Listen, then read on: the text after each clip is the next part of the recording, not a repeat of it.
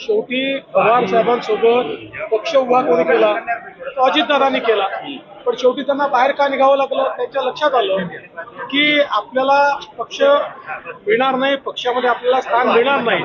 स्थान पवार साहेब सुप्रियाताईंनाच देतील, त्यामुळेच ते बाहेर पडले. पवार जेव्हा म्हणाले चंद्रकांत पाटील जे बोलले होते काल बोलले आहेत आणि काल त्याच्यावर बोललो. शरद पवार यांच्या वक्तव्यानंतर असं म्हणत होते की शिवसेना पक्ष म्हणून काँग्रेसमध्ये विलीन होईल, पण अजित पवार असं म्हणतायत आता शक्यच नाही ते, कारण मी उद्धव ठाकरेंना चांगलं ओळखतो, त्यांच्याबद्दल ते सकारात्मक बोलले अशी चर्चा सुरू आहे.